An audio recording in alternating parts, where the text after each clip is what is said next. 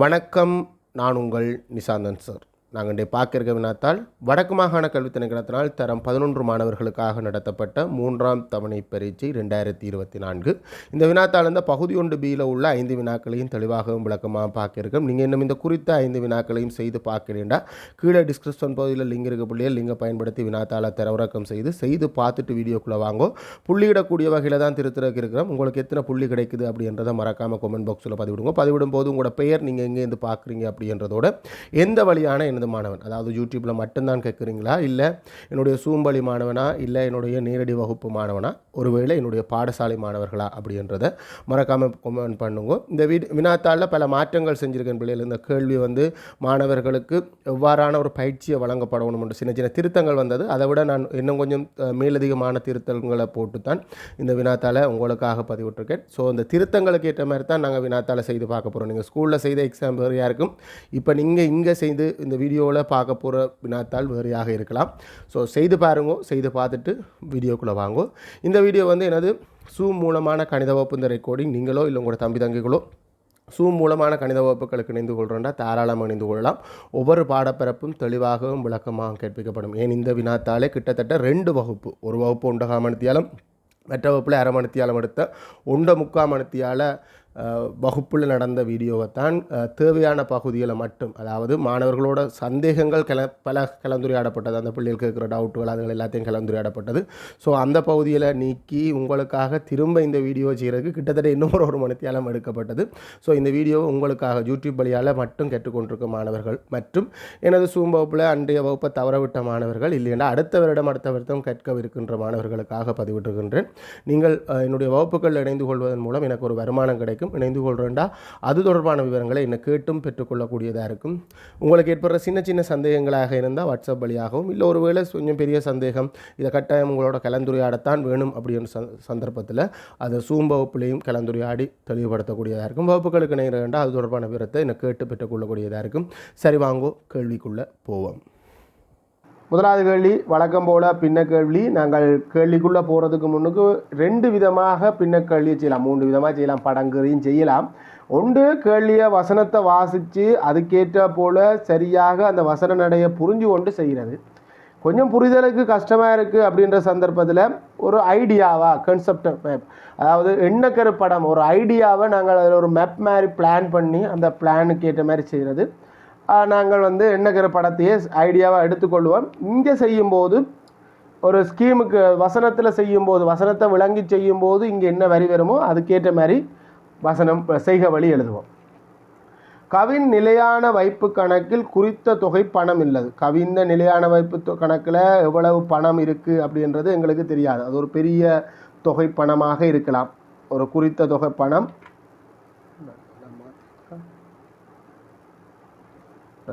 கவனிந்த நிலையான வைப்பில் ஒரு குறித்த தொகை பணம் இருக்குது. அது எவ்வளவுன்னு எங்களுக்கு தெரியாது. அப்பணத்தில் 2/5 பங்கை வீட்டு வேலைக்காகவும் 4/1 பங்கை வேலைக்கான கூலியாகவும் 4/1 பங்கை வீட்டுக்கான திருத்த வேலை செய்வதற்கான பொருட்களை கொள்வனவு செய்வதற்காகவும் ஒதுக்கப்பட்டுள்ளனது அப்படின்னு வருது. இந்த மொத்த பணத்தில் 2 தேவைகளுக்காக எடுக்கிறார். ஒன்று 5/2 பணங்க கூலி கொடுக்கறதுக்காக, சம்பள காசு கொடுக்கறதுக்காக எடுத்துக்கொள்கிறார். இது அவர்கிட்ட சேமிப்பில் வச்சிருந்த பணத்தின் மொத்த பணத்தின் 5/2 பங்கு. ஓகே, அதில் பிரச்சனை இல்லை.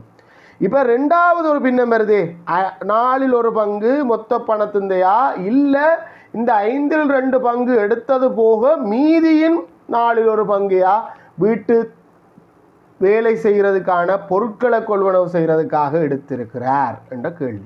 இங்கேயுமே முன்னுக்கு என்ன இல்லை, எஞ்சியதின் மீதியின் என்று இல்லை. ஸோ இதுவும் எது இந்த பின்னம், அந்த வைப்பில் இருந்த அப்பணத்தின் பின்னம்தான். ஸோ இங்கே நேரடியாக இங்கே வரப்போகிறது என்னவாக இருக்க போகுது, மொத்தமாக எவ்வளவு பணம் வைப்பில் இருந்ததோ அது இந்த 4/1 பங்கு பொருட்களை கொள்வனவு செய்கிறதுக்காக பெற்றிருக்கிறார். அதுவும் முழுவதின் 4/1 பங்கு.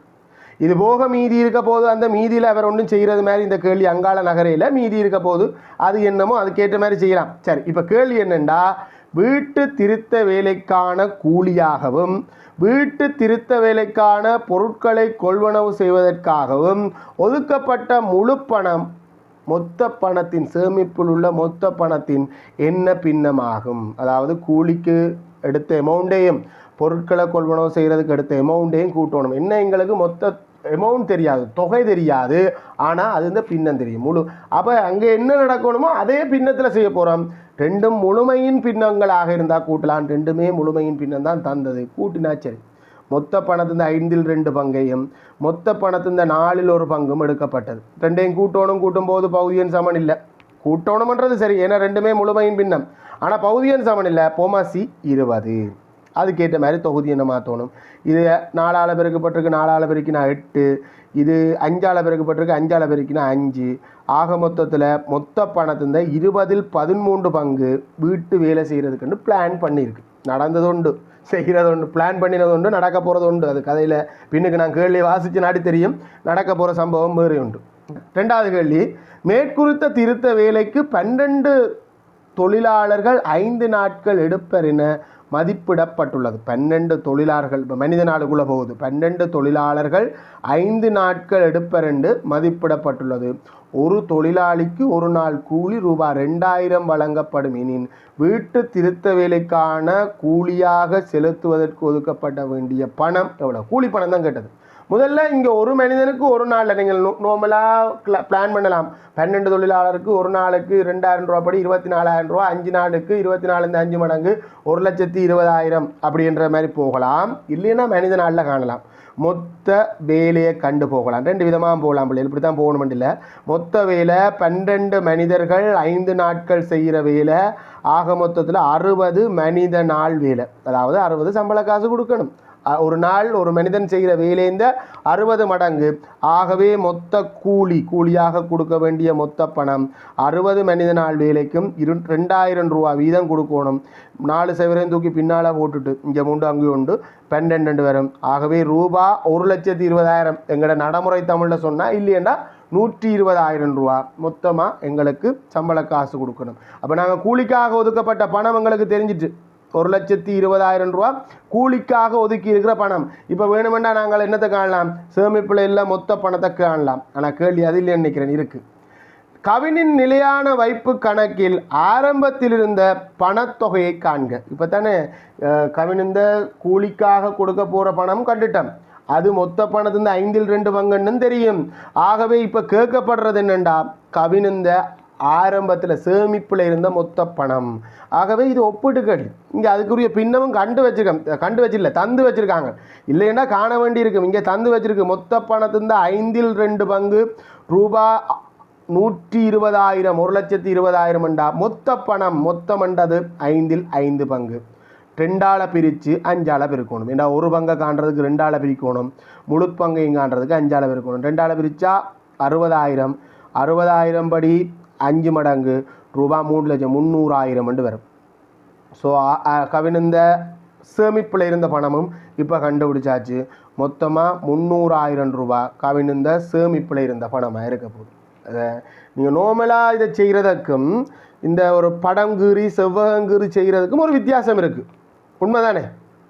அடுத்த கேள்விக்கு போக முடியல. 4வது கேள்வி, திருத்த வேலைக்காக தொடக்கத்தில் ஏற்பட்ட கால தாமதம் காரணமாக, இப்போ கடைசியாக நடந்த சம்பவங்கள் தெரியும் தானே, கொஞ்சம் லேட்டாக வேலை செய்ய வலிக்கிட்டதால் கடகடண்டு பொருட்கள் இந்த விலையை ஏறிட்டு கூலி ஏறிட்டு எல்லாம் ஏறின மாதிரி தான் இந்த கதை. காலதாமதம் காரணமாக என்ன நடக்க போதுண்டா, தொழிலாளர்கள் இந்த கூலியும் பொருட்களை கொள்வது செய்வதற்காக ஒதுக்கப்பட்ட மொத்த பணமும் 5/1 அதிகரிக்கிறது. மொத்த செலவே 5/1 பங்கால் அதிகரிக்கிறது. எனின் நிலையான வைப்பு கணக்கிலிருந்து மேலதிகமாக எடுக்க வேண்டிய பணத்தொகையை காண்க. இப்போ என்ன நடக்க போகுதுண்டா, நாங்கள் 2க்குமாக பிளான் பண்ணின காசு வந்து மொத்த தொகை இந்த மொத்தமாக சேமிப்பில் உள்ள பணத்தின் நாங்கள் பிளான் பண்ணினது வந்து இதில் முதலாவதாக செஞ்சு வச்சுக்கோம்.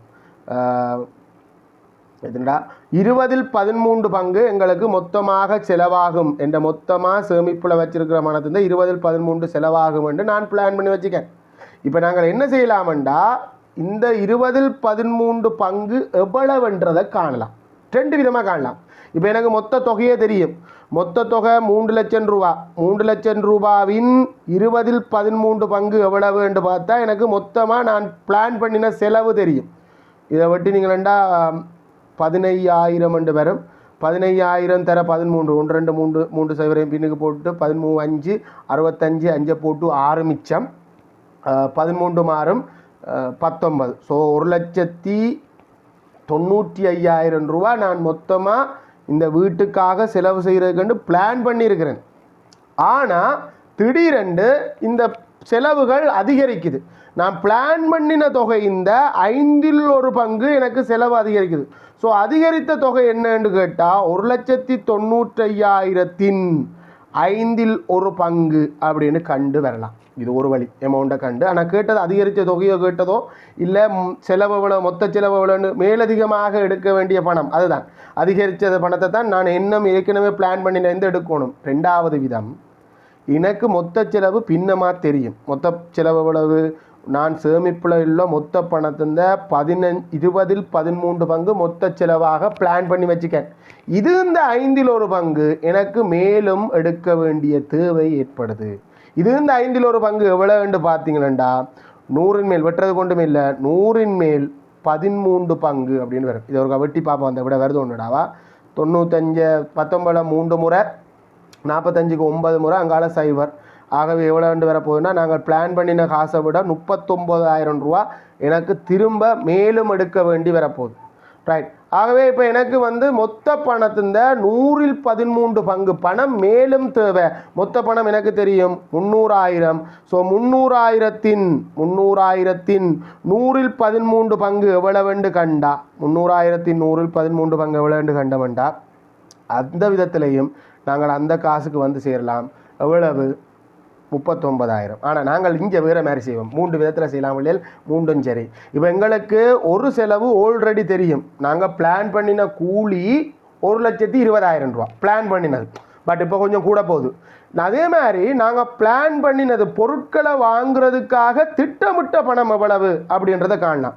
பொருட்களை கொள்வனவு செய்கிறதுக்காக திட்டமிட்ட பணம் பிளான் பண்ணினது எவ்வளவுண்டா மொத்த சேமிப்பில் இருக்கிற பணத்தை மொத்தமாக சேமிப்பில் இருக்கிற பணம் கண்டுட்டேன். ஸோ இதை ஒப்பிட்டு காண வேண்டி வராது. மொத்தமாக சேமிப்பில் இருக்கிற பணம் 3 லட்சம் ரூபா. 3 லட்சத்தின் 4 பங்கை நாங்கள் இப்போ எதுக்கு செலவழிக்க போகிறோம்? பொருட்களை வாங்குறதுக்கு பிளான் பண்ணின காசு, அதாவது திட்டமிட்ட காசு இங்கே வெட்டுப்படக்கூடியதாக இருக்குது. 4 வெட்ட 30 எங்களுக்கு 28 7 முறை என்னடா சரிதானே 2 மிச்சம் 20க்கு 5. ஸோ நாங்கள் எங்களுக்கு பொருட்களை வாங்குறதுக்காக நாங்கள் திட்டமிட்ட பணம் ரூபாய் 75,000 மட்டும்தான். கூலியாக திட்டமிட்ட பணம் தான் கூட 1,20,000 ரூபா கூலியும் பொருட்களை வாங்குறதுக்காக 4 பங்கு தான் திருத்த விலைக்கான பொருட்களை வாங்குறதுக்காக திட்டமிடப்பட்டது. அது எங்களுக்கு 75,000 ரூபா. ஸோ நாங்கள் திட்டமிடப்பட்ட மொத்த பணத்தை எப்படிங்கலாம் மொத்த பணம் 1,20,000 ரூபா கூலிக்காக, அதோட 75,000 ரூபா நாங்கள் பொருட்களை வாங்குறதுக்காக திட்டமிட்டோம். ஆக மொத்தத்தில் அந்த மொத்த பணம் நாங்கள் திட்டமிடப்பட்ட மொத்த பணம் 1,95,000 ரூபா நாங்கள் திட்டமிட்ட பணம். ஆனால் இப்போ என்ன நடக்குதுண்டா திடீரென்று செலவுகள் எல்லாம் அதிகரித்து 5 பங்கால் அதிகரிக்குது. எங்களுக்கு கேட்டது மேலதிக தொகை தான். மொத்த தொகையண்டா இந்த 5 கூட்டணும். 5 பங்கையும் கண்டு கூட்ட வேண்டியிருக்கும். எங்களுக்கு கேட்டது மேலதிக தொகை தான்.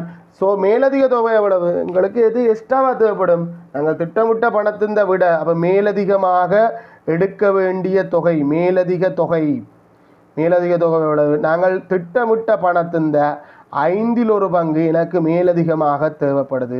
திட்டமிட்ட பணத்தின் 5 பங்கை காணோம்னா இங்கே வெட்டுப்படம் பிள்ளைகள் வெட்டுப்பட்டால் இங்கே 3 9 ஏற்கனவே நாங்கள் வெட்டினது தான்.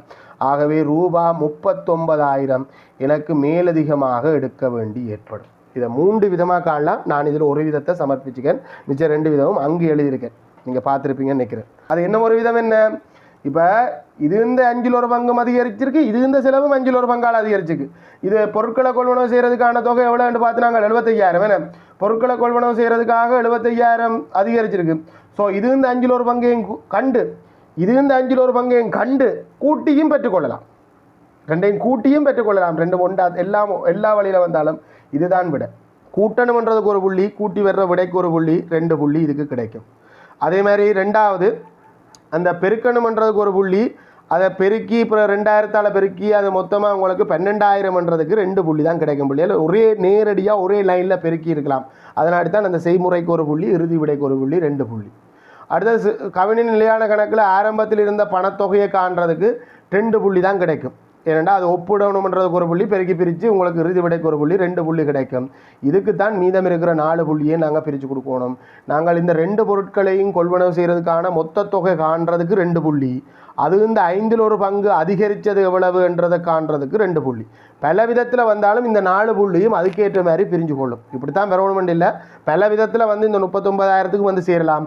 எப்படி வந்தாலும் அந்த 4 புள்ளியும் அதுக்கேற்ற மாதிரி பிரிஞ்சு கொள்ளும். முதலாவது கேள்விக்கு உனக்கு 10க்கு எத்தனை வந்தது அப்படின்றத பதிவிடு. 2வது கேள்வி அளவீடு தொடர்பான கேள்வி. சரிவக பகுதியையும் ஓர் கால்வட்ட பகுதியையும் கொண்ட பூந்தோட்டம் ஒன்றின் வடிவம் உருவில் தரப்படல. இது கால்வட்ட பகுதி, கால்வட்ட பகுதி என்ற ஆரச்சரை கோணம் 90 பாகை. அது நாங்கள் மார்க் பண்ணினா தான் எங்களுக்கு சரிவகத்தில் எங்களுக்கு படத்தை பார்த்தாலே விளங்குது எந்த இரு கோடுகள் சமாந்திரம் என்று விளங்குது. ஸோ இதுதான் சமாந்திர கோடு. இந்த ஆரச்சிறை இந்த ஆரை தான் எங்களுக்கு சரிவகத்துக்கு செங்குத்து தூரமாக வரப்போகுது. இது ஆரைச்சிறை என்று தனியாக தந்தா அது செங்குத்தாக இருக்கணுமென்று அவசியம் இல்லை. இந்த ஆரை செங்குத்தாக இருக்கணுமென்று அவசியம் இல்லை. ஆரைச்சிறை கோணம் எங்களுக்கு அது செங்கோணம் கால்வட்டம் என்று தந்தாத்தான் வில்லிந்த நீளம் காணலாம், எல்லாமே காணலாம். படத்தை பார்த்து நாங்கள் அது கால்வட்டம் என்று முடிவெடுக்கிறாது. அதனால தான் நான் கால்வட்டம் என்று இதை மாற்றிருக்கிறேன். கால்வட்டம் ஒன்றின் கொண்ட பூந்தோட்டம் ஒன்றின் வடிவம் தரப்பட்டுள்ளது. இந்த கணக்குகளுக்கெல்லாம் நாங்கள் பையந்த பெருமானம் பகுதி ஒன்றை பொறுத்த வரைக்குமே நாங்கள் பைக்கு பதிலாக 22 கீழே தான் எடுத்துக்கொள்ள போகிறோம். வில் இடியின் நீளம் யாது? வட்டத்தை பொறுத்த வரைக்கும் 2 தான் புள்ளியல் சூத்திரம் தான். திரும்ப திரும்ப சொன்னாலும் நீங்கள் குழம்பிக் கொள்வது கொண்டும் இல்லை. நீங்கள் கணக்க சூத்திரம் பாடமாக்க தேவையில்லை. கால் வட்டம், அரை வட்டம், முக்கா வட்டம் அப்படி என்ன பாடமாக்க தேவையில்லை. வட்டத்துக்கு பொறுத்தவரை 2 சூத்திரம் தான். ஒன்று பரிதியின் நீளம் C= 2πr, அந்த πd என்ற சூத்திரம் எல்லாம் மறந்துட்டோம். C= 2πr என்ற சூத்திரமும் அதே மாதிரி பரப்பளவு சமன் πr வர்க்கம் என்ற சூத்திரமும் மட்டும்தான். அரைச்சிறை வந்தால் அதுக்கேற்ற மாதிரி பின்னம் பெறும். இப்போ இது வந்து கால்வட்டம், ஆகவே இந்த மொத்த பரிதி இந்த நீளத்தின் 4ல் ஒரு பங்காக இருக்கும் கால்வட்ட வில்லுந்த நீளம். சுற்றளவில்லை, கால்வட்ட வில்லுந்த நீளம் எங்களுக்கு 4ல் ஒரு பங்காக இருக்கும். ஆகவே எங்களுக்கு கேட்டது வில்லின் நீளம்தான். முழுவட்டமாக இருந்தால் 2πr பரிதி இந்த நீளம், அது இந்த 4ல் ஒரு பங்கு. 2 பைக்கு பதிலாக 22 கீழ் 7 ஆரைக்கு பதிலாக இதில் தான் நமக்கு ஒரு சிக்கல் துவங்குது. இங்கே ஆரை ஏதாவது தெரியுமோண்டா? ஒன்று தெரியும். ஏயிலிருந்து ஈக்கான தூரம் தெரியும், 21 சென்டிமீட்டர். அப்போ ஆரை வந்து 21 தர 4ல் 1 பெருக்கக்கு முன்னுக்கு வெட்டுப்படக்கூடியனா இங்கே ஒரு 3 வெட்டுப்படம்.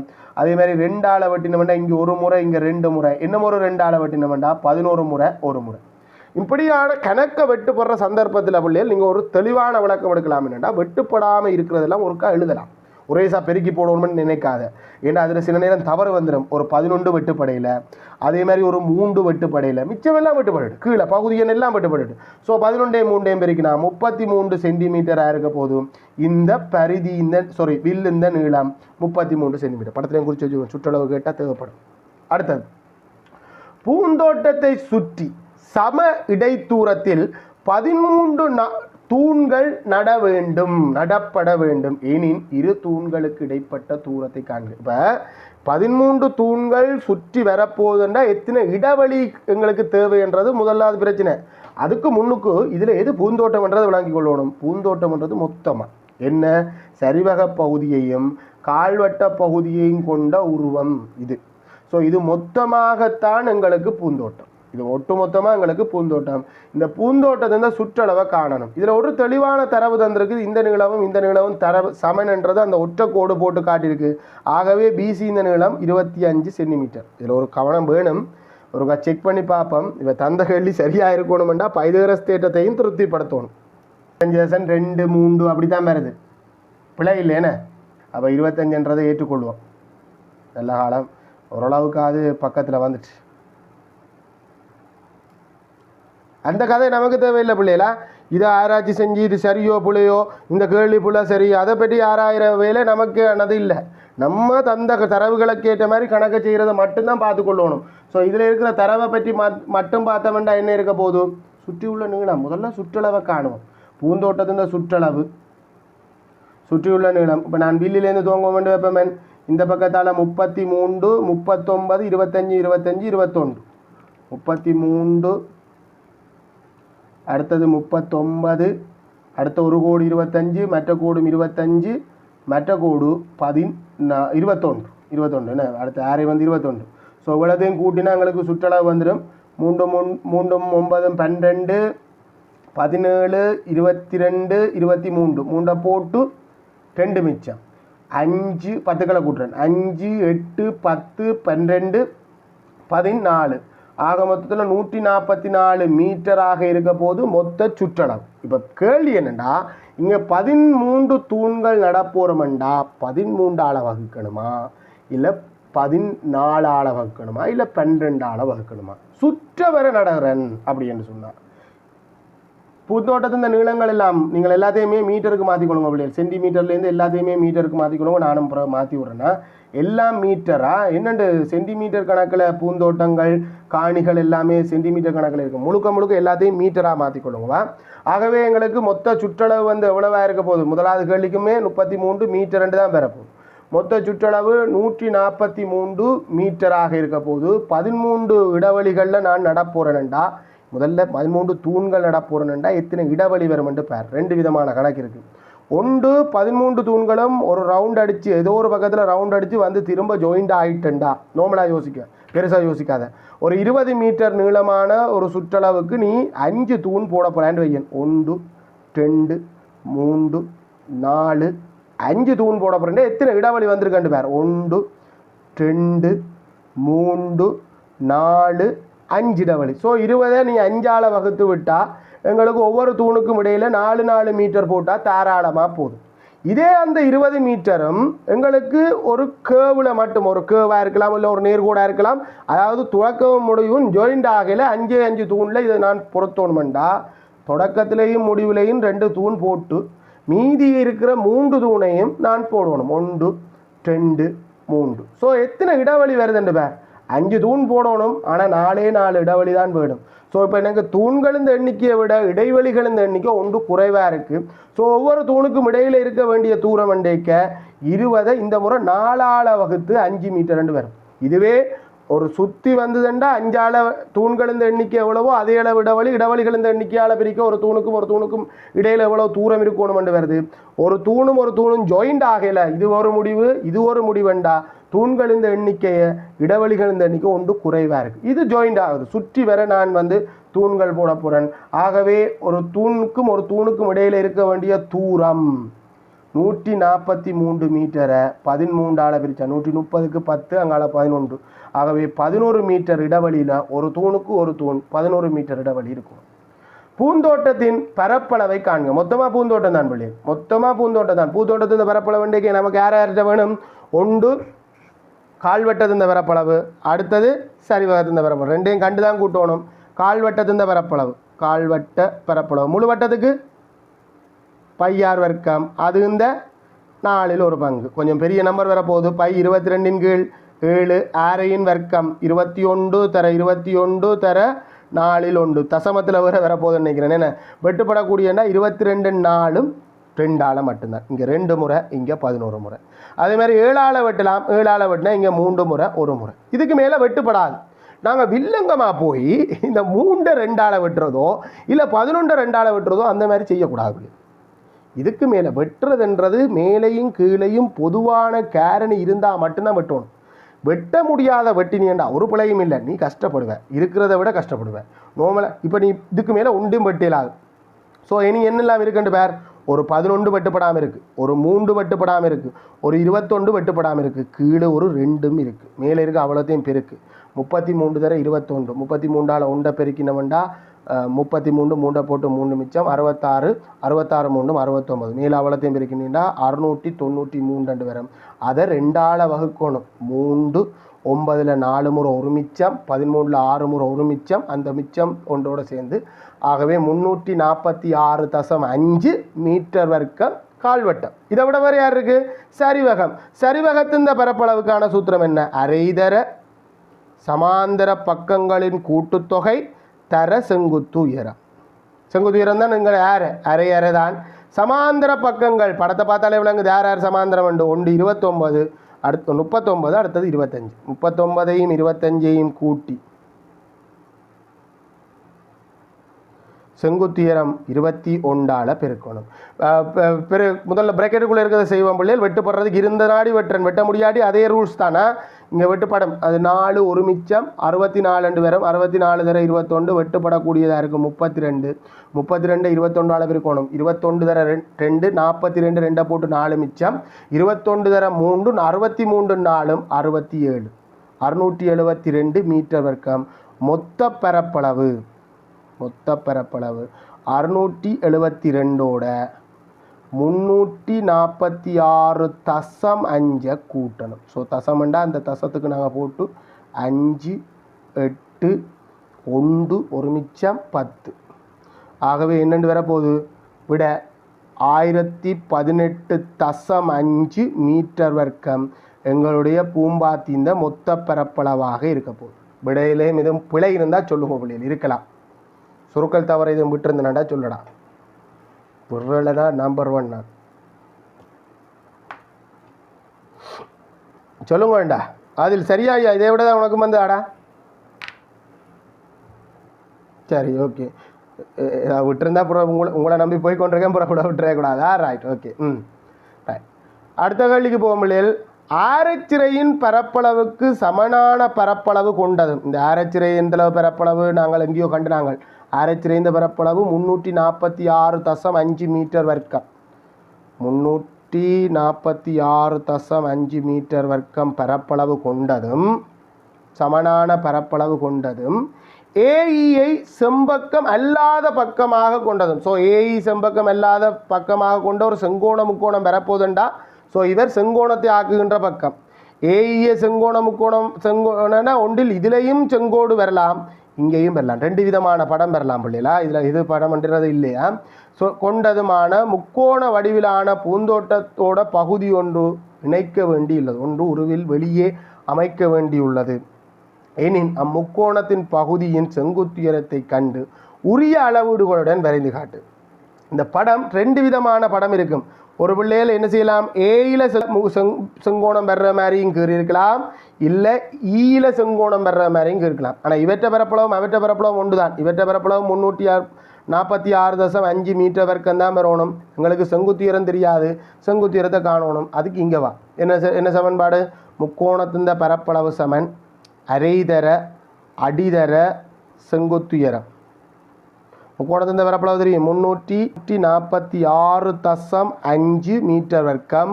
அரை தான் அடி 21 செங்குத்துயரம் ஏச்சு. வெட்ட முடியாட்டி வெட்டக்கூடாது. இந்த அரை அங்கே அனுப்பினா அரை போய் அங்கே பெருக்கும். ஆல்ரெடி இந்த பெருக்கம் நாங்கள் செஞ்சு வச்சுக்கோம்.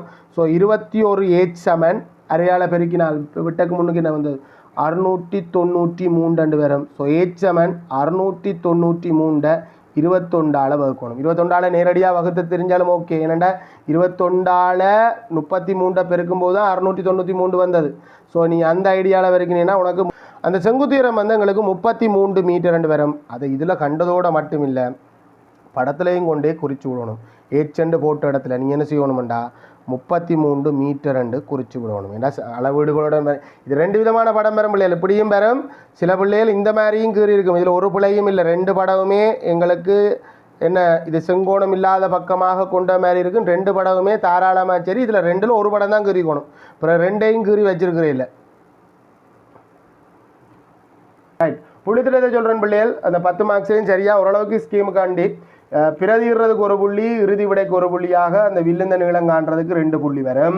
அதே மாதிரி பூந்தோட்டத்தின் மொத்த பரப்பு சுற்றளவை காணணும். ஏன்னா சுற்றளவை காண்றதுக்கு 2 புள்ளி. அதே நேரம் அதை 13 வகுத்து 11 மீட்டர் காண்றதுக்கு நான் 1 புள்ளி வழங்குறேன். இதுவே வந்து இடைவெளிகள் இந்த எண்ணிக்கை குறையுமெண்டா நான் என்ன ஒரு புள்ளி எக்ஸ்ட்ராவாக வர்றதுக்கு வாய்ப்பு இருக்குது. இங்கே அது வராது. அதே மாதிரி இங்கே வந்து பூந்தோட்டத்தின் பரப்பளவை காண சொன்னது, நீங்கள் கால்வட்டத்தின் பரப்பளவை காண்ற சூத்திரத்தில் பிரதிடுறதுக்கு 1 புள்ளி. அதே மாதிரி சரிவகத்தின் பரப்பளவு சூத்திரத்தை காண்றதுக்கு பிரதிடுறதுக்கு 1 புள்ளி. இறுதி விடைக்கு தேவையில்லை, மொத்த பரப்பளவுக்கு 1 புள்ளி. மொத்தமாக 3 புள்ளி கொடுத்துக்கொள்ளுங்க. அதே மாதிரி என்ன உருவில் அந்த ஏச்ச காண்றதுக்கு செங்குத்துயரத்தை காண்றதுக்கு 1 புள்ளி, படத்தில் அதை குறித்து விடுறதுக்கு படம் கீறதுக்கு அந்த செங்கோண முக்கோணத்தை கீறதுக்கு 1 புள்ளி. மொத்தமாக இந்த குறித்த வினாவுக்கு உங்களுக்கு 10க்கு எத்தனை அப்படின்றத பேப்பர்லையும் போடு, எனக்கும் போடு. 3வது கேள்வி. சதவீதம் தொடர்பான கேள்வி வரியிலேருந்து வந்திருக்கு. நகரசபை ஒன்று இறைவரியாக வீட்டின் ஆண்டு பெறுமதி என்ன என்னென்னு தெரியும் உங்களுக்கு? ஒரு வீட்டுக்காக இந்த வீட்டில் இருந்த உரிமையாளருக்கு இந்த வீட்டால் ஒரு வருஷத்துக்கு எவ்வளவு வருமானம் கிடைக்கும் என்று நகரசபை அந்த மதிப்பீட்டு குழுவால் தீர்மானிக்கப்படும். ஒரு மதிப்பீட்டு குழு இந்த வீட்டால் இந்த ஓனருக்கு எவ்வளவு வருமானம் வரும் என்று ஒரு ஆண்டு பெறுமதி சொல்லும். அந்த பெறுமதியை ஒட்டுமொத்தமாக கொண்டே கட்டுறையில் அந்த பெறுமதின்னு ஒரு குறித்த பெர்சன்டேஜை நான் வரியாக கட்டுவேன். ஆனால் உண்மையான வருமானம், அந்த வீடு தர்ற உண்மையான வருமானம் சில நேரம் கூடவாகவும் இருக்கலாம், சில நேரம் குறைவாகவும் இருக்கலாம். இல்லை சொந்த வீட்டிலேயே நான் ஏறி இருந்தேன்டா எனக்கு வீட்டால் ஒரு வருமானம் வரையில்லை, பட் ஒரு செலவு மிச்சப்படுத்தப்படுது. நான் ஒரு சொந்த வீடு இல்லாமல் ஒரு ஒருத்தட்ட வீட்டில் இருப்பேன்டா வாடகை என்று கொடுக்கணும். அந்த வாடகை மிச்சப்படுத்தப்படுது தான், அது மறைமுகமான வருமானமாகத்தான் இருக்கும் என்றாலும் அது எங்களுக்கு இப்படித்தான் இந்த கணக்கு. நாங்கள் மதிக்கப்பட்ட பெறுமதி இந்த கட்டாயம் வரி கட்டித்தான் ஆகும். 8% அறவிடுகின்றது. அந்நகரசபை எல்லைக்குள் உள்ள குமாரின் வீட்டின் ஆண்டு மதிப்பீட்டு பெருமானம் 80,000 ஆகும். குமார்ந்த வீட்டுக்கு நகரசபை தீர்மானித்தது 80,000 ரூபா ஒரு வருஷத்துக்கு வருமானமாக வருமண்டு. அதுக்காண்டி இதை கொண்டு விற்கிறது இல்லை, மதிப்பீட்டு பெருமண்டு விற்கிறதுக்கான பெருமதி இல்லை. வருஷத்துக்கு வருமானம் இந்த வீட்டின் மூலம் வாடகைக்கு கொடுத்தால் 80,000 ரூபா இந்த குமாருக்கு வருமென்று சொல்லுது. செலுத்த வேண்டிய காலாண்டு வரி நேரடியாக காலாண்டு வரிக்கு போகலாம் என்றாலும் நாங்கள் ஆண்டு வரி கண்டு போகிறது நல்ல. இந்த கணக்குக்கு பிரச்சனை இல்லை, என்னென்னா 8% தானே, காலாண்டு வரி 2% இருக்க போகுது. ஆண்டு வரி 80,000 இன்னண்டா தர 8%என்றதை பின்னமாக போட்டால் 100 மேல் 8 வெட்டுப்படக்கூடியனா 2 சைவர் வெட்டினா எங்களுக்கு 2 சைவரை பின்னால் போட்டால் 64 6,400 ரூபா ஆண்டு வரி. இந்த ஆண்டு வரி என்ன காலாண்டு வரி என்ன மதிக்கப்பட்ட பெறுமதிந்த ஒரு குறித்த தொகையை நாங்கள் அரசாங்கத்துக்கு வரியாக செலுத்துவோம். அதை 4ஆக பிரித்து கட்டுறதுக்கு ஒரு ஆப்ஷன் இருக்குது. அப்படி கட்டுறதை தான் நாங்கள் காலாண்டு வரின்னு சொல்லுவோம். காலாண்டு வரி அந்த 6,400 4 ஒரு பங்கு. இதில் நீங்கள் முதலே செஞ்சுருந்தால் உங்களுக்கு கொஞ்சம் சுருக்கல் சுகமாக இருந்திருக்கு. வேணா ஒரு மிச்சம் 24 6 முறை. ஆகவே எங்களுக்கு ஆண்டுக்கு நாங்கள் செலுத்த வேண்டியது காலாண்டுக்கு செலுத்த வேண்டியது 1,600 ரூபா இருக்கு. இதை நீ நேரடியாக பெருக்கியிருந்தீங்கன்னா உனக்கு இன்னும் வேகமாக வெட்டி 1,600 ரூபா இன்னும் வேகமாக வந்து சேர்ந்துருக்கு. 4 உண்டால நேரடியாக பெருக்கியிருந்தீங்கன்னா உனக்கு இன்னும் சுகமாக இருந்திருக்கு. குமார் தை மாதம் 21ஆம் தேதிக்குள், இது இப்போ நடைமுறையில் இருக்குது. எங்களோட பக்கம் என்ன சொல்கிறாங்கன்னா ஜனவரி 31க்குள்ளே கட்டினாலே போதும். ஜனவரி 31க்குள்ள அந்த ஆண்டுக்கான மொத்த வரியும் கட்டணும். காலாண்டு வரியை கட்டிப்போடு நான் எனக்கு வரி விலக்கில் கொஞ்சம் கழிவு கிடையாது சொல்லி கேட்கலாது. 21ஆம் தேதிக்குள் அவ்வாண்டுக்கான இறைவரி முழுவதையும் செலுத்தும் போது ரூபா 640 கழிவாக கிடைக்கின்றது. இதுதான் நடைமுறை. 10% கழிவு கிடைக்கும். நீங்கள் உங்களோட வீட்டுக்காரருக்கு இப்போ நீங்கள் சொல்லலாம், உங்களுக்கு தெரியாத ஆக்களாக இருந்தால் சொல்லலாம். இந்த மாதத்துக்குள்ளேயே நாங்கள் போய் இறைவரியை, அதாவது எங்களோட ஒரு பக்கம் என்னென்னு சொல்கிறது, இதை சொத்து வரியன்னு சொல்லுவாங்க, சில பக்கம் ஆதன வரியன்னு சொல்லுவாங்க, எல்லாம் ஒன்று தான். ஆதன வரியை நாங்கள் போய் செலுத்துவோம்னு சொன்னால் எங்களுக்கு 10% கழிவாக கிடைக்கும். அதான் கேட்டது. எனின் வழங்கப்படும் கழிவு யாது? நல்ல காலத்துக்கு ஆண்டு வரி கண்டு போகணும். இல்லைன்னா நாங்கள் திரும்ப ஆண்டு வரி காண வேண்டி வந்திருக்கோம். காலாண்டு வரியை வச்சு ஆண்டு வரி காண வேண்டியிருக்கு. நமக்கு இப்போ சிக்கல் இல்லை, நாங்கள் ஆண்டு வரி கண்டு போனாங்க. நான் செலுத்த வேண்டிய வரி 6,400 ரூபா. நான் 21ஆம் தேதிக்கு முன்னுக்கு கட்டுறதால எனக்கு 640 ரூபா வரி கழிவு வருது, வரியில் கழிவு. ஸோ நமக்கு வழங்கப்படுற கழிவு வரியின் எத்தனை சதவீதம்னா முதல் பின்னமாக போடணும். 640 ரூபா எவ்வளவுத்துக்கு? 6,400 ரூபா வரிக்கு 640 ரூபா கழிவு வழங்கப்படுது. இது பின்னம். ஒரு பின்னத்தை சதவீதமாக்கணுமெண்டா தர 100%. இதுதான் மிக இலகுவான மெத்தட். ஒப்பிடலாம், சமன்பாடு உருவாக்கலாம், எக்ஸெண்டு போட்டு சமன்பாடு உருவாக்கலாம். எத்தனையோ வழி இருந்தாலும் ஒரு சதவீதம் காண்றதுக்கு மிக இலகுவான வழி பின்னத்தை சதவீதமாக்குறது. வெட்டுறதுண்டா இங்கே ஒரு சைவர், இங்கே ஒரு சைவர், ஏதோ ஒரு பக்கம் எங்கேயோ வெட்டு 64 வெட்டினா ஒரு முறை 1 தர 10 தர சதவீதம். ஆகவே வழங்கப்பட்ட கழிவு வரி இந்த 10%, செலுத்த வேண்டிய வரி இந்த 10% கழிவாக கிடைச்சிருக்கு. மூன்றாவது கணக்கு போகும் பிள்ளைகள் மூன்றாவது இல்லை, பி பகுதி வேறு ஒரு கேள்வியாக வந்திருக்கு. இல்லை அதே கேள்வி தானே என்ன, பி பகுதி கேள்வி. அதுவும் அது வந்து தொடர்ச்சியாக வந்திருக்கு. குமார் தனது வீட்டினை, இந்த குமார்ரான், அதே குமார்ரான், குமார் தந்த வீட்டினை மாத வாடகை ரூபா 10,000 வீதம் வாடகைக்கு கொடுத்து ஓராண்டின் வாடகை பணத்தை முற்பணமாக பெறுகின்றார். இந்த வீட்டுக்கு மதிப்பீட்டு குழு தீர்மானித்தது என்னமோ 80,000 தான் வருமானம் பெறும் வாடகை கொடுத்தாண்டு தீர்மானித்தது. ஆனால் குமார் என்ன செஞ்சு விட்டாருண்டா 10,000 ரூபா படி வாடகை கொடுக்குறார். மாதத்துக்கு 10,000 ரூபாண்டா, வருஷத்துக்கு உண்மையான வருமானம் 1,20,000 இருக்க போகுது. அதுக்காண்டி இங்கே வாங்கோ எனக்கு உண்மையான வருமானம் 1,20,000 அது இந்த 8% தாங்கோண்டு கேட்காது. நான் என்ன மதிக்கிறேன், அது உண்ட கட்டித்தனம். மதிக்கப்பட்ட பெறுமதியின் 8% தான் தரவணும் மொழிய, உண்மை வருமானத்தின் இல்லை. உண்மையான வருமானம் 1,20,000 இருந்துட்டு போட்டும். சரி, கேள்விக்கு போவோம். 8% என்ன ரூபாய் 10,000க்கு வாடகை கொடுத்து அந்த வீட்டின் வாடகை பணத்தை, வருஷத்துக்கான வாடகை பணத்தை வருஷ தொடக்கத்திலேயே வாங்கி கொள்கிறார், முற்பணமாக பெறுகின்றார்.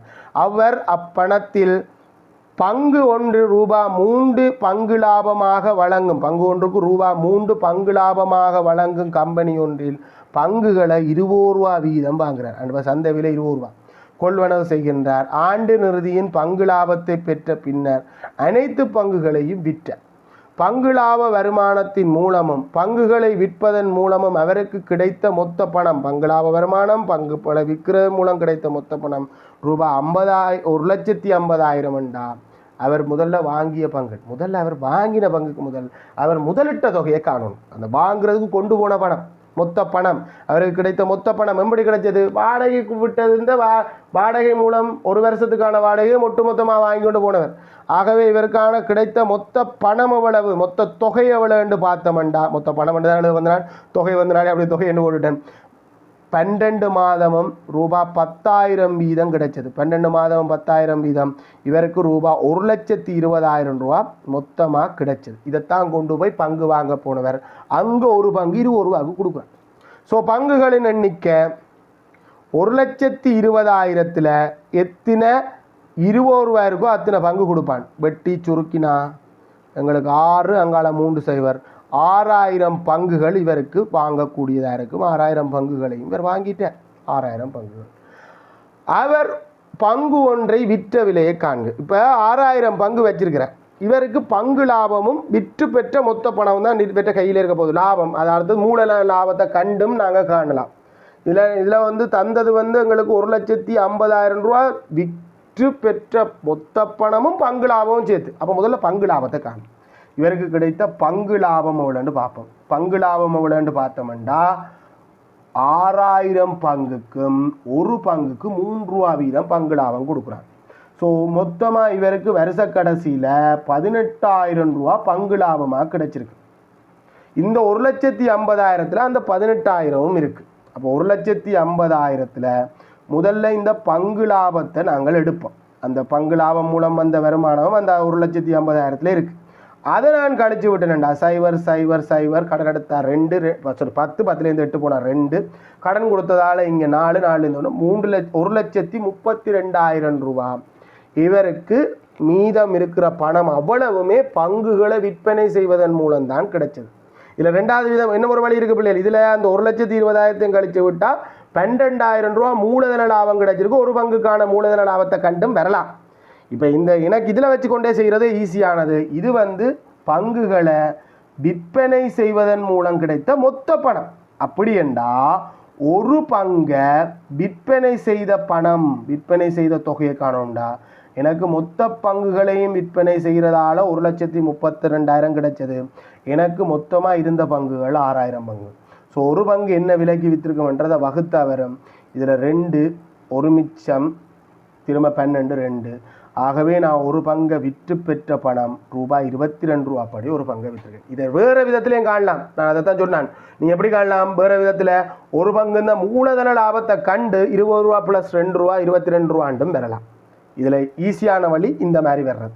ரைட், புள்ளித்திட்டத்தை சொல்கிறேன் பிள்ளைகள், மார்க் பண்ணிக்கொள்ளுங்க. 10 நான் எனக்கு ஏற்ற போல தான் ஸ்கீம் பிரிக்கிறேன். ஸ்கீம் கிட்டத்தட்ட அண்டி இருக்கும். புள்ளித்திட்டம் தான் ஸ்கீம். எப்படி திருத்தோணுமன்றது ஸ்கீம் இல்லை, அது டீச்சர்ஸுக்கு ஏற்ற மாதிரி மாறும். அதை விட சில நேரம் ஸ்கீமில் பிள்ளையாக வரும். புள்ளித்திட்டம் எல்லா பிள்ளைக்கும் சரியான புள்ளி ஒரே மாதிரி. இங்கே செய்த பிள்ளைக்கும் அதே புள்ளி கிடைக்கணும், பவனியால் செஞ்ச பிள்ளைக்கும் ஒரே புள்ளி கிடைக்கணுன்றதான் புள்ளித்திட்டம். ரைட், ஆனால் நான் புள்ளித்திட்டத்துக்கு கிட்ட தான் சொல்ல போகிறேன். நான் புள்ளித்திட்டம் பார்க்காம தான் சொல்ல போகிறேன். உங்களுக்கு எத்தனை வருதுன்றதை போடுங்கூடாவா. இதில் உங்களுக்கு காலாண்டு வரி வந்தது ஒரேடியாக நேரடியாக பெருக்கக்கூடியது. ஸோ பெருக்கிறதுக்கு ஒரு புள்ளி, இறுதி விடைக்கு ஒரு புள்ளி, 2 புள்ளி. 8% தர 4ல் 1 போட்டிருக்கலாம். நாங்கள் அப்படி போடல. பின்னமாக போட்டு சதவீதம் காண்றதுக்கு 2 புள்ளி, பின்னமாக போடுறதுக்கு அதாவது 100% பெருக்கி இறுதி விடைக்கு 2 புள்ளி, மொத்தமாக 2 புள்ளி. இங்கே பங்குகளின் எண்ணிக்கை எங்களுக்கு முதல்ல அவர் முதலீடு செய்த தொகை ரூபாய் 1,20,000 காணணும், அதுக்கு ஒரு புள்ளி. 20ஆல் வகுக்கணுன்றதுக்கு ஒரு புள்ளி. பங்குகளின் எண்ணிக்கை காண்றதுக்கு ஒரு புள்ளி, 3 புள்ளி. நீ அதை தனியாக 1,20,000 கண்டு காட்டிட்டு தான் பெறணும் இல்லை, இந்த வரியில் போட்டிருந்தாலே அதுக்கான புள்ளி வந்திருக்கும். பங்குகளை விற்பனை செய்வதன் மூலம் கிடைத்த பணத்தை காண்றதுக்கு ஒரு புள்ளி, அது 6,000ஆல் வகுக்கணுன்றதுக்கு ஒரு புள்ளி, இறுதி விடைக்கு ஒரு புள்ளி. ஒட்டு மொத்தத்தில் இந்த குறித்த 3வது வினாவுக்கு உங்களுக்கு 10க்கு எத்தனைன்றதை பேப்பர்லையும் பதிவிடு, என்னக்கும் போட்டு விடு. 3வது கேள்விக்கு உனக்கு எத்தனை வந்ததுன்னு.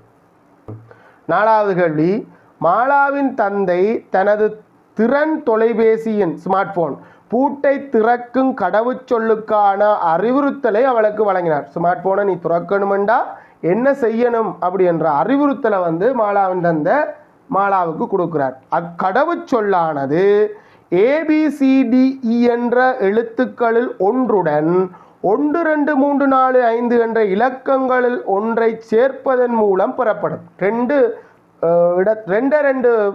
ஒரு எழுத்து ஒரு இலக்கம், இந்த அளவு தான் உண்ட கடவுச்சொல். இப்போ ஸ்மார்ட் ஃபோன் ஐஃபோன் என்று எடுத்தோம்னா 4 இலக்கம் பெருமாக்கும். இது அதை விட நார்மலாக ஒரு எழுத்து ஒரு இலக்கம். நீ தான் எந்த எழுத்து வருமென்றும் சொல்லணும், எந்த இலக்கம் வருமென்று நீ போட்ட பாஸ்வேர்ட் சரியாக இருந்தால் அந்த ஸ்மார்ட் ஃபோன் ஓப்பன் ஆகும். இல்லை பாஸ்வேர்ட் பிள்ளையர்னா நீங்கள் என்ன ஒருக்கா வாய்ப்பு முயற்சி செய்கிறதுக்கான வாய்ப்பை தருது. ஒன்றுடன் இலக்கத்தை சேர்ப்பதன் மூலம் பெறப்படும். மாலா ஒரு தடவை முயற்சித்து தொலைபேசியை திறக்கும் வழிகளை நெய்யறியில் குறித்து காட்டுக. இதுதான் கேள்வி. ஆனால் உண்மையான கேள்வி என்ன இருந்தது?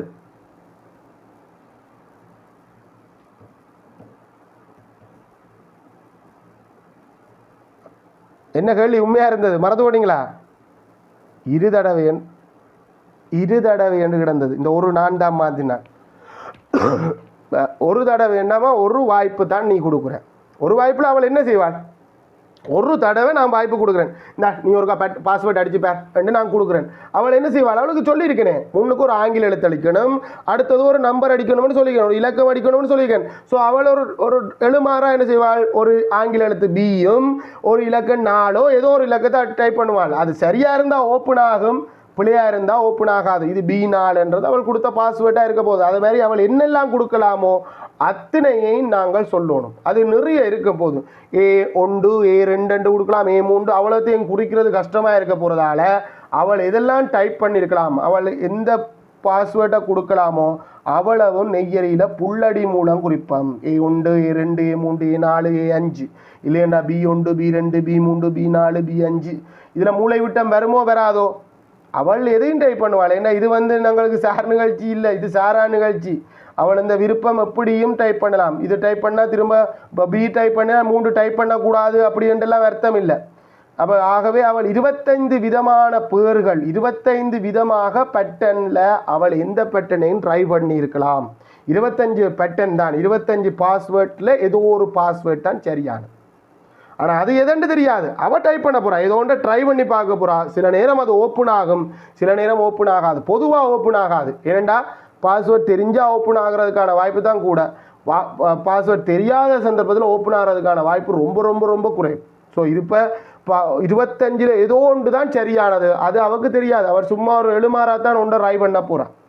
மாலா முயற்சித்து கடவுச்சொற்கள் ஓர் இரட்டை எண்ணாகவும் ஆங்கில உயிரெழுத்து கொண்டதாகவும் வட்டமிட்டு காட்டி அதன் நிகழ்தகவு. ஆங்கில உயிரெழுத்தாகவும் இருக்கணும், அது ஒரு அந்த சரியான பாஸ்வேர்ட் அவர் அப்பா போட்டது தானே, அது மாலாவுக்கு தெரியுமோ, அது ஆங்கில உயிரெழுத்து உள்ளதாகவும், அடுத்தது அதே மாதிரி அது ஒரு ரெட்டு எண்ணாகவும் இருக்கிறது. ஆங்கில உயிரெழுத்துக்கள் எது என்னன்னு பார்த்தா AEIOU, இதில் ஏஇமியும் இருக்குது, ஏஇமியும் இருக்குது. அதே மாதிரி ரெட்டு எண்ணுன்றது 2 4 2 பேர் இருக்குது.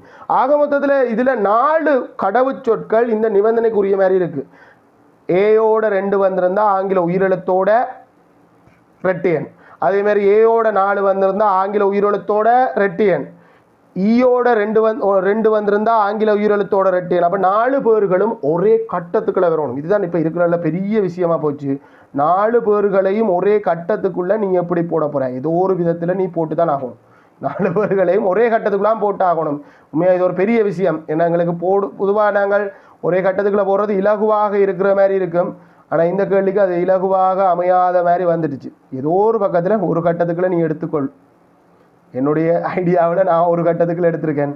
இதை ஒரே கட்டத்துக்குள்ளே குறித்து அந்த 4 பேர்களில் அந்த 4 பேர்கள் அவள் டைப் பண்ணி 4ல் ஒரு பேர் அவள் இப்படி ஒரு பாஸ்வேர்டை டைப் பண்ணுறதுக்கான வாய்ப்பை சொல்லணும். அந்த பாஸ்வேர்டை அவள் டைப் பண்ணுறதுக்கான வாய்ப்பு என்ன, எத்தனை பேர்கள் இந்த மாதிரி அமைஞ்சிருக்கு, ஆங்கில உயிரெழுத்தோடையும் அதே மாதிரி இரட்டை எண்ணாகவும் அமைந்தது எத்தனை பேர்கள், 25ல் 4. அதுக்காண்டி 25 4 வாய்ப்பு ஓப்பன் ஆகிறது கண்டு இல்லை. இதில் ஏதோ ஒரு பேர் தான் சரியானதாக இருக்க போகுது. மேற்படி பரிசோதனையில் கிடைக்கும் பேர்களை வகை குறிக்கும் மரவரிப்படத்தை பூரணப்படுத்துங்க. இப்போ ஃபர்ஸ்ட் அட்டெம்ப்டுக்கு வாரா பேப்பரில் இருந்த கேள்வி வேறு, அங்கே 5ல் 1 தான் இருந்தது. 2 எழுத்து இருக்கிற பாஸ்வேர்டில் 1 அடித்தோடனே ஓப்பன் ஆகிடுமா? ஆடா இப்போ உண்ட பாஸ்வேர்டு ஏயின் 4 மணி தான் வைப்பமேன், நீ ஏ தட்டினோடனே ஃபோன் அன்லாக் ஆகிடுமா? அது பிள்ளையா? அதனால தான் நான் அந்த கேள்வியை மாற்றிட்டேன். முதல் முயற்சியில் மாலா அவங்க 2 தடவை கொடுத்துருக்குன்றத சொல்லப்பட்டது. ஏன்னா இங்கே 2ஆம் தடவை இங்கே இருக்குது, 2ஆம் தடவை முயற்சித்து காட்டல இங்கே இருக்குது. ஸோ முதல் முயற்சி கொடுப்படுது, முதலாவது சான்ஸ், உனக்கு ஒரு முதல் வாய்ப்பு. நீ ஒரு தடவை பாஸ்வேர்டை ட்ரை பண்ணி பார்க்கலாம்னு கொடுக்கும்போது அவன் ஒன்றை டைப் பண்ணுறான். ஆனால் அது சரியாகவும் இருக்கலாம், பிள்ளையாகவும் இருக்கலாம். அது சரியாக இருந்தால் அது ஓப்பன் ஆகும், சரியா இல்லையென்றா அது ஓப்பன் ஆகாது. 25ல் ஏதோ ஒரு பேர் தான் அந்த கடவுச்சொல். 25 பேர்களில் ஏதோ ஒரு பேர் தான் அந்த கடவுச்சொல். அந்த பேர் நடக்கிறதுக்கு 25ல் ஒரு வாய்ப்பு. ஸோ அவள் பிழையாக திறக்கிறதுக்கு, அதாவது அந்த பட்டனை பிழையாக போட்டு அந்த ஃபோன் துறக்காமல் இருக்கிறதுக்கு 25ல் 24 வாய்ப்பு இருக்குது. 25ல் 24 வாய்ப்பு அவள் பிழையாக போடுறதுக்கு தான் வாய்ப்பு.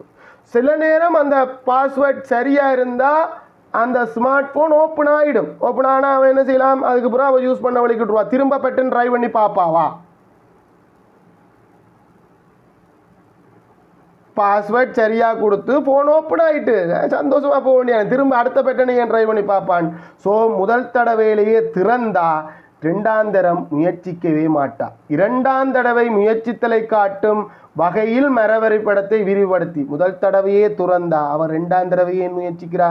எப்போ 2ஆம் தடவை முயற்சிப்பா, 2ஆவது தரம் ட்ரை பண்ணி பார்ப்பா, முதலாம் தரம் திறக்கையிலேண்டாத்தான் 2ஆவது முயற்சி என்றது 2ஆவது கிளையாக்குற மேலே வராது. முதலாம் தடவையிலேயே ஸ்மார்ட் ஃபோன் ஓப்பன் ஆகிட்டா மேலே வராது. 2ஆவது2ஆம் முயற்சியில் அப்போது தொலைபேசி திறக்கலாம். தொலைபேசி திறத்தலுக்கு நான் சரி போடுறேன் பிள்ளைகள், அது கொஞ்சம் எழுத பஞ்சில். தொலைபேசி திறக்காமலும் இருக்கலாம், அப்பவும் கூட திறக்காமல் இருக்கலாம். இப்போ ஒரு பிரச்சனை இருக்குது. இப்போ மாலா ஒரு கொஞ்சம் ஐடியாவான பிள்ளைண்டா திரும்பவும் அந்த ஒரு பேரை கழிச்சிடுவான். முதல் தரம் ட்ரை பண்ணி அந்த ஒரு முயற்சி ஒன்று கொடுப்பாங்க தானே, ஒரு தடவை உனக்கு ஒரு பாஸ்வேர்டு அடிச்சு பாருன்னு சொல்கிறேன், அந்த பாஸ்வேர்டை திரும்பவும் அடிப்பாவா? இல்லை, திரும்ப அடிக்க மாட்டான். ஸோ அப்போ ஒரு பாஸ்வேர்ட் இது வரவே வராதுன்னு அவருக்கு உறுதியாக தெரிஞ்சிடும். மொத்தம் 25 பேர்களில் ஒரு பேர் இது பாஸ்வேர்டு இல்லைன்றது அவருக்கு கன்ஃபார்மாக தெரிஞ்சிடும். திறக்காத சந்தர்ப்பத்தில் திறந்த அவருக்கு அது தெரிஞ்சிடும். திறந்த அவள் இந்த கிளையே வராது. ஸோ திறக்காத சந்தர்ப்பத்தில் இந்த ஃபர்ஸ்ட் டைம் நான் ட்ரை பண்ணி பார்த்த பாஸ்வேர்ட் பிழை என்றது தெரிஞ்சிடும். ஸோ அந்த பாஸ்வேர்டை விட்டுருவா. அப்போ இப்போ எத்தனை பாஸ்வேர்ட் இன்னும் அவருக்கு இருக்குது? மொத்தம் 25 பாஸ்வேர்டில் ஒன்று ட்ரை பண்ணி பார்த்து அது பிழையன்னு கண்டுபிடிச்சிட்டா. ஸோ அதை திரும்ப ட்ரை பண்ணுவாவோ, முயற்சிப்பாவோ? இல்லை. ஸோ இன்னும் எத்தனை பேர்கள் இருக்குது, இன்னும் எத்தனை பாஸ்வேர்டில் இருக்குது? 24 பாஸ்வேர்ட் அவள் இன்னும் அடித்து பார்க்கலாம், அதில் ஒன்று தான் சரி. ஸோ இந்த முறை அந்த ஸ்மார்ட் ஃபோன் திறக்கிறதுக்கான வாய்ப்பு என்ன? 24ல் ஒரு சந்திரம் திறக்காமல் இருக்கிறதுக்கு 24ல் 23 சந்தர்ப்பம். மாலா கொஞ்சம் ஐடியா குறைஞ்ச புள்ளியாக இருந்தா திரும்பவும் அதே பாஸ்வேர்டை ட்ரை பண்ணி பார்க்கலாமண்டா. 25ல் 1, 25ல் 24 வரலாம். ஆனால் எங்களை பொறுத்த வரைக்கும் மாலா கொஞ்சம் புத்திசாலி. இந்த மாலாட்ட கொடுக்கப்பட்ட தொலைபேசி அதாவது அது ஓப்பன் ஆகிறதுக்கு 2 வாய்ப்பு கொடுக்குறோம். அவன் முதல் வாய்ப்புலேயே ஓப்பன் பண்ணுறேன், நான் ஓப்பன் பண்ணட்டும், என்ன ஒரு வாய்ப்பும் கொடுப்பேன். அப்படி துறக்கப்பட்ட தொலைபேசி ஓப்பன் ஆகிறதுக்கு, அதாவது தொலைபேசி இந்த ஸ்மார்ட் ஃபோன் இந்த லொக்கை ஓப்பன் பண்ணுறதுக்கான வாய்ப்பு 2 வாய்ப்பு தான் மேக்ஸிமம். அதுக்கு பிறகு அது 15 செகண்டுக்கு பிறகு 50 செகண்டுக்கு பிறகு தான் ஓப்பன் பண்ணுறதுக்கான வாய்ப்பை தரமெண்டு வைப்பமேன். பாஸ்வேர்ட் 3 தரம் 4 தரம் பிள்ளையா அடித்தா உடனே அப்படியே வர்றது 2 தரத்துக்கு மேலே வாய்ப்பு ட்ரை பண்ணிடாது. ஸோ இவ கொடுத்த 2 தரத்தில் ஏதோ ஒரு தடவையிலையாவது ஓப்பன் பண்ணி ஸ்மார்ட் ஃபோனை பாவிக்கிறதுக்கான நிகழ்தகவு என்ன? எப்படி இவருக்கு ஸ்மார்ட் ஃபோன் ஓப்பன் ஆகலாம்? 2 விதத்தில். ஒன்று ஃபர்ஸ்ட் அட்டம்ப்ட்லேயே ஓப்பன் ஆகலாம். ஃபர்ஸ்ட் அட்டம்ப்ட்லேயே ஓப்பன் ஆகிறதுக்கு என்ன நிகழ்தகவு? 25ல் 1 வாய்ப்பு. அதே மாதிரி இல்லை ஃபர்ஸ்ட் அட்டம்ப்டில் ஃபெயில் ஆகி செகண்ட் அட்டம்ப்டில் பாஸ் ஆகலாம். செகண்ட் அட்டம்ப்டில் 2வது முயற்சியில் அவருக்கு என்ன நடக்கலாம்? அவன் இந்த ஸ்மார்ட் ஃபோன் ஓப்பன் ஆகலாம். ஸோ அப்படி இருக்கிறதுக்கு என்ன வாய்ப்பு? 2ஆம் தடவை தான் ஸ்மார்ட் ஃபோன் ஓப்பன் ஆகிறதுக்கான நிகழ்வு வேண்டாம். 24ல் 1 சொல்லக்கூடாது. 25ல் 24ன் 24ல் 1 சொல்கிற விளங்குதாடா? 25ல் 24ல் 24ல் 1 அதை வெட்டக்கூடியதாக இருக்கும். அதுவும் 25ல் 1 தான் வரும். 25ல் 1 வாய்ப்பு ப்ளஸ் 25ல் 1 வாய்ப்பு ஆக மொத்தத்தில் 25ல் 2 வாய்ப்பு அவருக்கு ஓப்பன் பண்ணுறது. ஏன்னா 2 பேர் 2 தடவை கொடுக்குறதாடி 2 வாய்ப்பு வருது. 25ல் 2 வாய்ப்பு ஓப்பன் ஆகிறதுக்காக இருக்குது. இங்கே புள்ளித்திட்டம் சொல்கிறேன்னு பாருங்க பிள்ளைகள். நெய்யரியில் 25 பேர்களையும் குறித்து காட்டுறதுக்கு 2 புள்ளியும், அதை கட்டமிட்டு காட்டுறதுக்கு 1 புள்ளியும், அதன் நிகழ்தகவை சொல்கிறதுக்கு 1 புள்ளியுமா 4 புள்ளி நெய்யரி தொடர்பான கேள்வி. மறைவரைபடத்தில் அந்த கிளையில் 25ல் 24 அப்படின்றத கொடுக்குறதுக்கு 1 புள்ளி, இதில் கிளை கீறாமல் இருக்கிறதுக்கு 1 புள்ளி. கவனமாக, இதில் கிளை கீறிஇருந்தால் அந்த புள்ளி இல்லை. இந்த கிளையை விரிவுபடுத்துறதுக்கு 2 புள்ளியும் கொடுக்குறோம். இப்படி 2 தடவைகளையும் முயற்சித்திலே காட்டும் மறைவரைபடத்தினை விரிவுபடுத்தி மாலா தொலைபேசியை திறப்பதற்கான நிகழ்தகவை காண்க. அந்த நிகழ்தகவு 25ல் 2 என்றதை காண்றதுக்கு 2 புள்ளி. ஆக மொத்தத்தில் இந்த குறித்த வினாவுக்கு 10க்கு எத்தனை அப்படின்றத பதிவிடுவோம். மொத்தமாக என்ன 4 கேள்வி பார்த்துருக்கோம். என்ன ஒரு கேள்வி இருக்கு. என்னடா 5வது கேள்வி.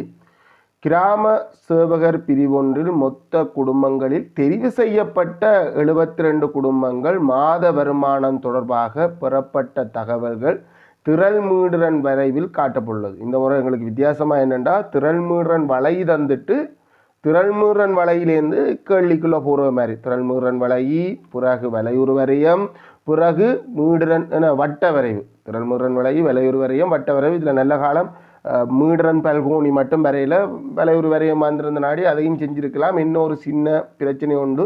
எங்களுக்கு தொடர்ச்சியாக முதல் ஸ்டார்ட்லேருந்தே துவங்கியாச்சு. முன்னுக்கு ஒரு எம்டியான ஒரு வகுப்பு ஒன்று தேவைப்பட்டிருக்கும். இங்கே சுருக்கள் அடையாளம் பாவிச்சதால் எங்களுக்கு அந்த முன்னுக்கு எம்டியாக ஒரு வகுப்பு விடாத நாடி நாங்கள் இதை கொஞ்சம் கஷ்டப்பட இந்த வலையுறு வரையத்திலேருந்து மீடுரன் பல்கோணியை கீற முடியாமல் போயிருக்கும். எங்களுக்கு அந்த பிரச்சனை கேட்கல. எங்களுக்கு மீடுரன் பல்கோணியை கீற சொல்லி கேட்கல. ரைட். திரள்மீடுரன் விலையில் தரப்பட்ட தகவல்களை நாங்கள் மீடுரன் அட்டவணை திரள்மீடுரன் அட்டவணைக்காக மாற்ற வேண்டும். ஆனால் இங்கே ஒரு பிரச்சனை என்னென்னா, இந்த அட்டவணையில் உள்ள இடைவெளியை நிரப்புறதுக்கு திரள்மீடுரன் வலை கட்டாயம் தேவை அப்படி என்று இல்லை. இங்கே இருக்கிற இடைவெளியில் ஒரே ஒரு இடத்துல மட்டும்தான் திரள்மீடுரன் கோலத்தில் ஒரு சின்ன இடைவெளி. திரள்மீடுரன் வலையை வச்சு திரள்மீடுரன் அட்டவணையைத்தான் இந்த லைனைத்தான் எங்களால் நிரப்பக்கூடியதாக இருக்கும். ஒரே ஒரு சின்ன இடம், ஒரே ஒரு இடத்துல மட்டும்தான் பிரச்சனை.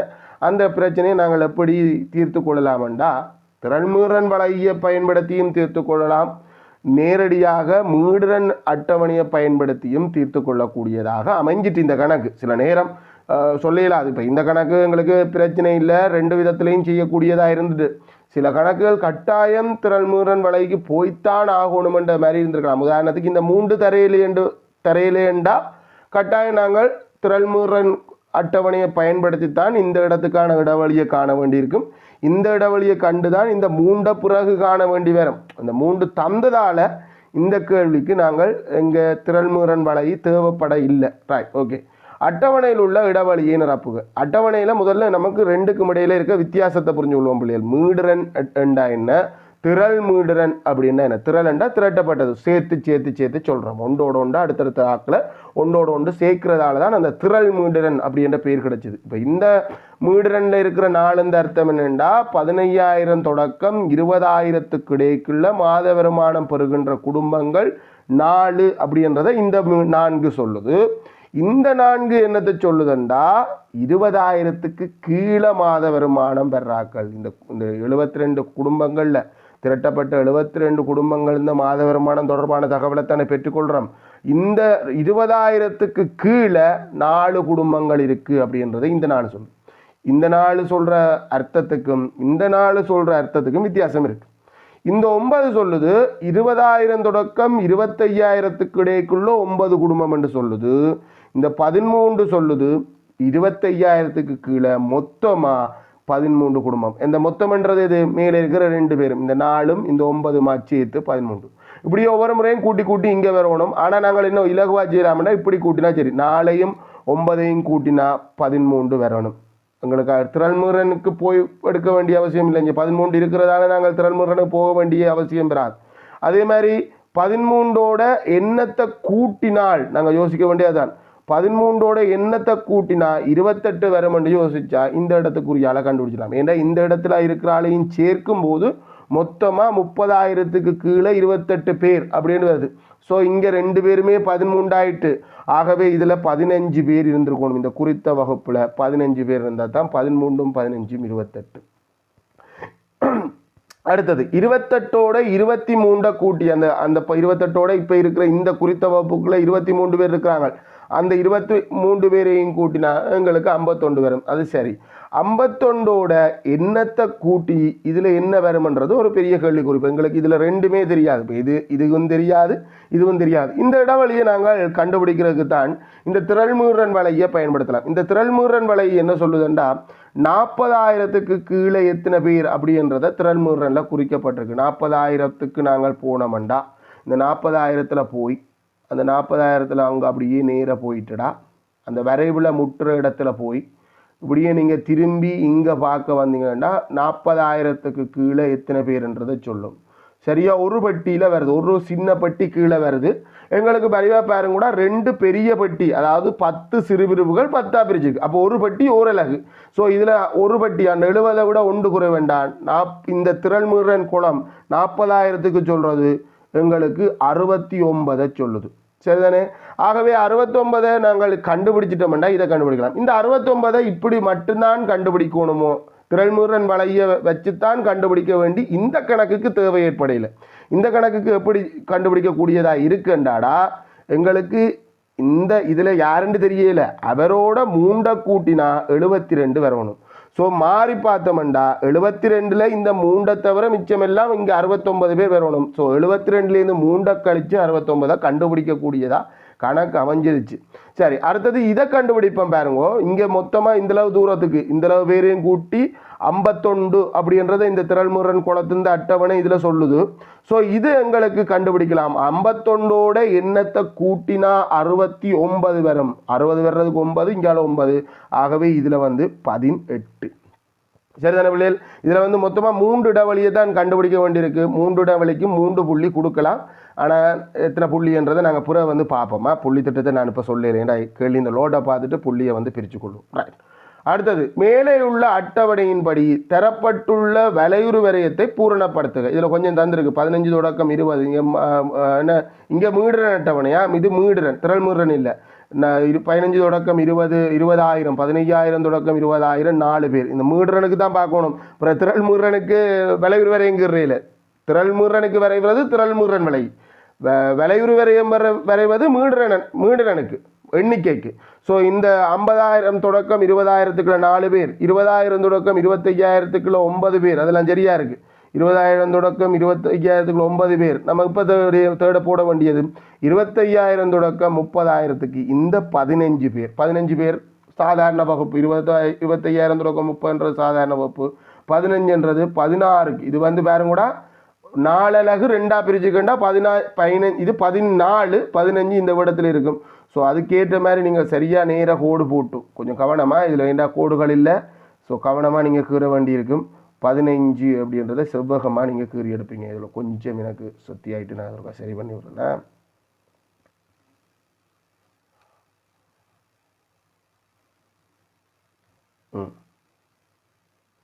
சரியா 15க்கு போகணும் பிள்ளைகள். நான் அது டொட் லைனுக்கு உங்களுக்காக காட்டுறேன். நீங்கள் அப்படியெல்லாம் காட்டணுமென்ற அவசியம் இல்லை.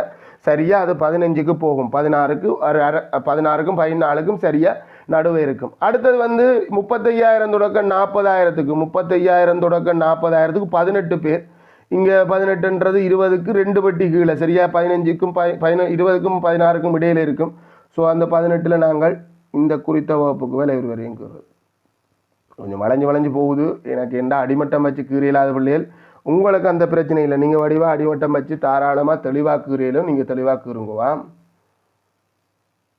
நான் வளைச்சி கீறினா குறை, நீங்கள் வளைச்சி கீறையில் ரைட். அடுத்த பார்ப்போம்டா. அடுத்தது வந்து 40,000 தொடக்கம் 45,000க்கு வருமானம் பெறுற குடும்பங்கள் 3. அந்த 3 நாங்கள் கீறினா சரி. 3ன்றது வழியாக கவனிங்க கூட. இது வந்து 2க்கு 4க்கும் சரிய நடுவே இருக்கும். ஸோ 3 அப்படின்றது வேறு. அவ்வளவுதான் எங்கள் இந்த விலையுறு வரையும் கீறியாச்சு. இங்கே ரெட்டிப்பு வகுப்பு ஒன்றும் வரையில் ரெட்டிப்பு வகுப்பு வந்திருந்தால் அதுக்கேற்ற மாதிரி எண்ணிக்கையை 2ஆக்கி போட வேணும். ஆனால் இடைக்குள்ள கோடு போடக்கூடாது. இங்கே அந்த பிரச்சனை இல்லை. விலையுறு வரையும் கீறியாச்சு. குடும்பங்களின் வருமானங்களுக்கு ஏற்ப பின்வருமாறு வகைப்படுத்தப்படுது. 15,000 தொடக்கம் 25,000 வருமானம் பெறுகின்ற குடும்பங்களை வறுமை கோட்டுக்கு உட்பட்ட குடும்பங்கள். இங்கே 72 குடும்பங்களில் 15,000 தொடக்கம் 25,000 15,000 தொடக்கம் 25,000ன்றது இந்த 2 வகுப்பையும் சேர்த்து வறுமை கோட்டுக்கு உட்பட்ட குடும்பங்கள் அப்படின்னு சொல்கிறாங்க. வறுமை கோட்டுக்கு உட்பட்ட குடும்பங்கள் அப்போ 9 4 மொத்தமாக 14 குடும்பங்கள் வறுமை கோட்டுக்கு உட்பட்டதாக காணப்படுது. அடுத்ததை பார்ப்போம்.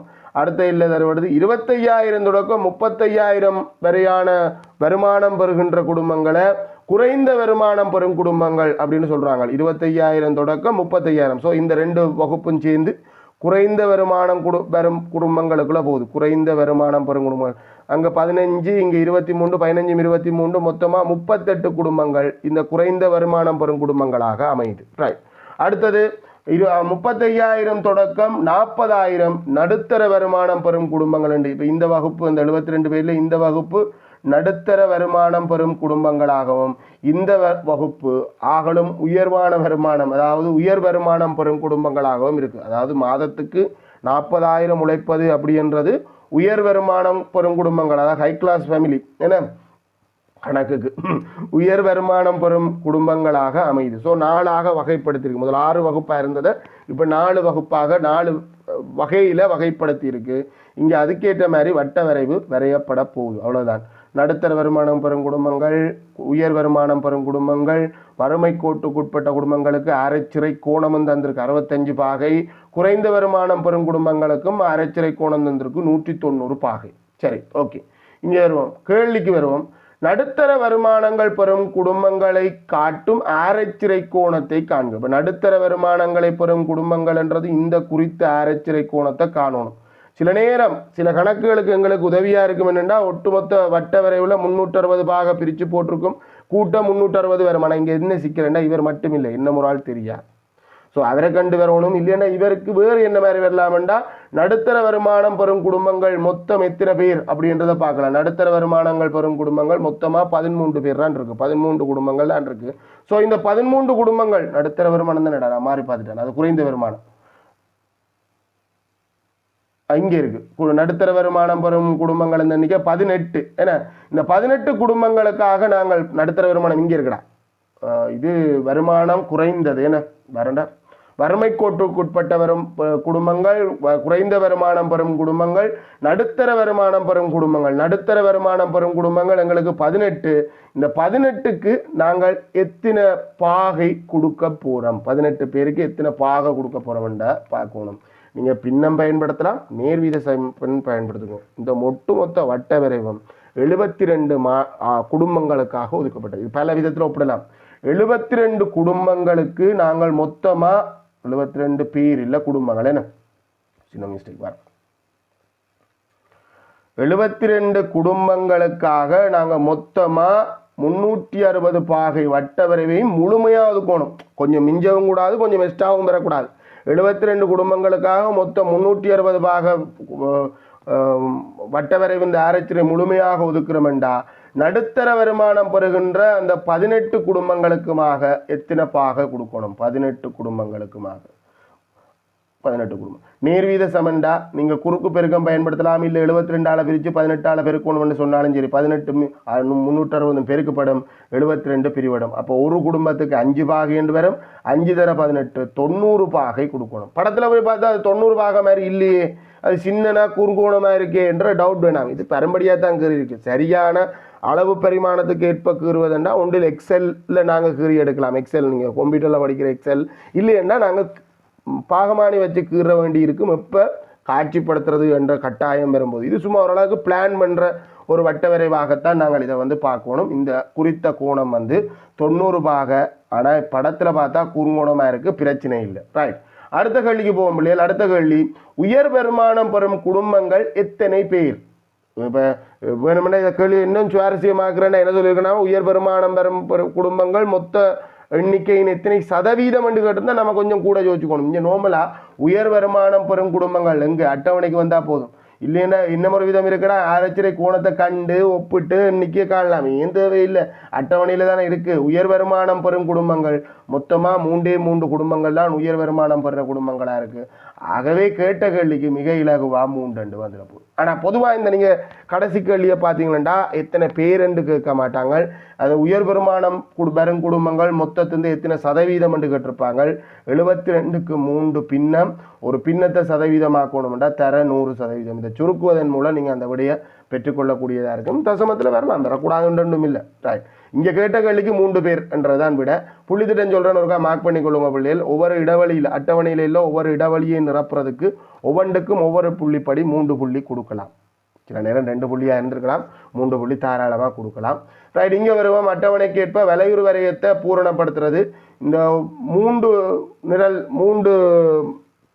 விலையுறு வரையத்தை இந்த செவ்வகங்களையும் நிரப்ப வேண்டியிருக்கும். 3ஐயும் சரியாக நிரப்பியிருந்தால் நீங்கள் 2 புள்ளி கொடுங்க. 2 இல்லை 3 கொடுக்கலாம். 3 கொடுக்கலாம். ஏன்னா புள்ளித்து அங்கால மிக இலகுவான கேள்விகள்லாம் கேட்டிருக்கு. ஸோ ஒவ்வொன்றுக்கும் ஒவ்வொரு புள்ளிப்படி 3 கொடுங்க. ஆனால் 3 கொஞ்சம் ஓவர் ரன், பரவாயில்ல 3 கொடுங்க. சரி, ஓகே. அடுத்த கேள்விக்கு வருவோம் பிள்ளைகள். இங்கே வட்ட வரைவில் ஒதுக்கப்பட்ட கோணம் ஆரச்சிறை கோணம் ஒப்பிடணும் அப்படின்றதுக்கு ஒரு புள்ளி, இறுதியாக கண்டுபிடிச்சு சொல்கிறதுக்கு ஒரு புள்ளி தான். 2 புள்ளி தான் கொடுக்கலாம். நீங்கள் பரவாயில்ல 3 புள்ளி கொடுங்க. என்னங்களா புள்ளி திட்டத்துக்கு கேள்விகள் மிக குறைவு. நீங்கள் இதை நேரடியாக கொடுக்கலாம். இதுக்கு 1 புள்ளி தான் வரும் என்றாலும் பரவாயில்ல 2 புள்ளி கொடுங்க. ஒட்டுமொத்தமாக இந்த குறித்த வினாவுக்கு 10க்கு எத்தனை என்றதை பதிவிடும் கூட. நாங்கள் இப்போ பகுதி 1B முழுமையாக செஞ்சு முடிச்சிட்டோம். 50 வினாக்களுக்கு பார்த்துருக்கோம், 50 புள்ளிகளுக்கு பார்த்துருக்கோம். 50க்கு எத்தனை என்றதையும் பதிவிடலாம். பகுதி 1க்கு 100க்கு எத்தனை அப்படி என்றதையும் நீங்கள் பதிவிடலாம். சரிதானே? இதில்